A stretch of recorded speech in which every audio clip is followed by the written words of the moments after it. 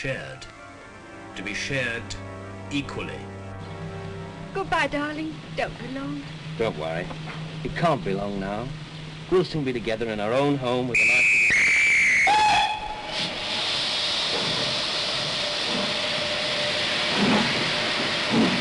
A nice little Barry! And a nice little nursery.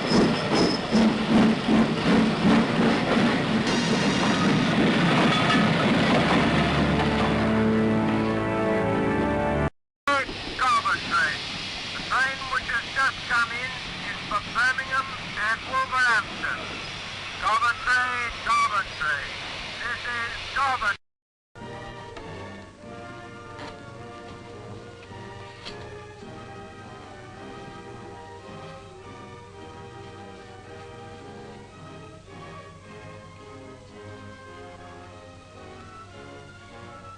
Come on, let's surprise the others.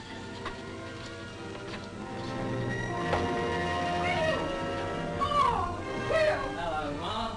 How are you? Well, you're certainly not starving at home yet, Ma. That was a good meal. What was it? Spam. Dad says he dreams about it sometimes.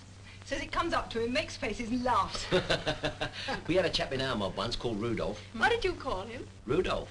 He said he used to get nightmares about the fags they used to dish us out with. He said his lungs used to come out of his chest at night for fresh air. You always could tell the tale, couldn't you? Where are you settling down after the war? Taking Betty back east? Nah, Coventry's good enough for me. I'm going to have a nice new house with a nice little nursery. Garage. Nice little bit of garden. Who knows, Mum, I might even keep a few chickens. All right, Mum, I'll give you a hand.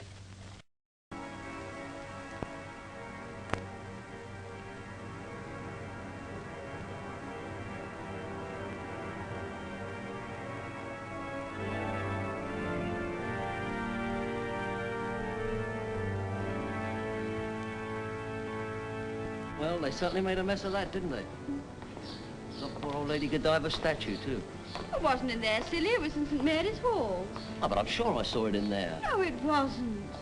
Oh, well, what difference does it make anyway? I'd sooner see you on a white horse. You've got just the right haircut.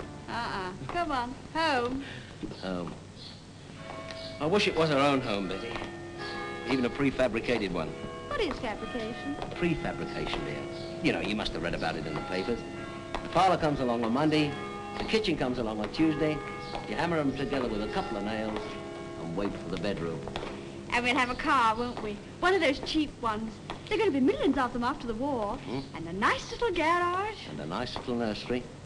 You and your nursery. And a nice little garage. And a nice little nursery. Houses which could be made in her factories. Prototypes of which are being assembled now for everyone to see.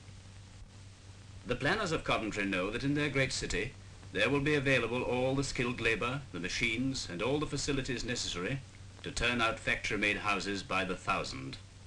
This, they say, will not interfere with the building of brick houses, but will be an additional contribution towards meeting the overwhelming demand for houses that will exist in bombed cities and everywhere else.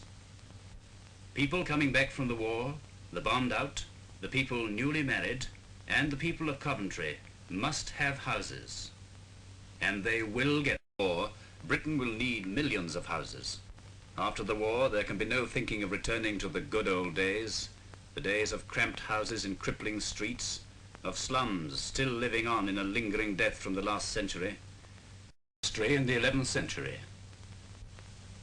It grew into a town that was famous 700 years ago for its trade in wool and cloth, into a town of mystery plays and sacred plays and pageants,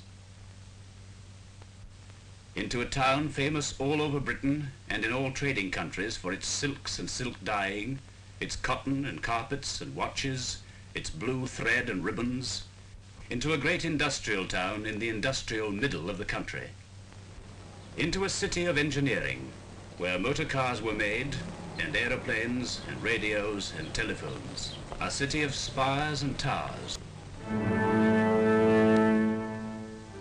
On the 14th November 1940, it became a city of destruction. For 3 nights, the German bombers attacked in their fullest force. This introduced a new word into the vocabulary of mass murder, to Coventrate. Large areas of the city were devastated. The hospital was destroyed. 40 churches, 14 schools, 60,000 houses were damaged out of a total of 75,000. 1,252 men, women and children lost their lives.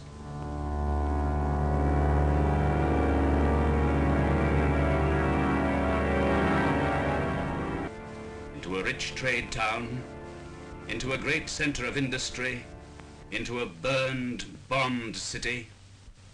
It didn't die.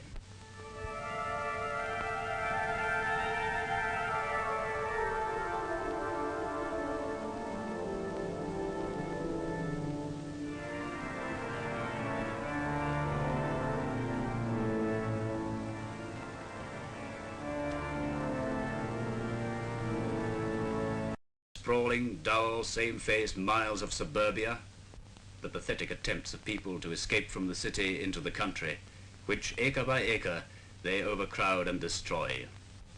And this will happen again if we don't plan. After the war, great numbers of houses must be built quickly and well.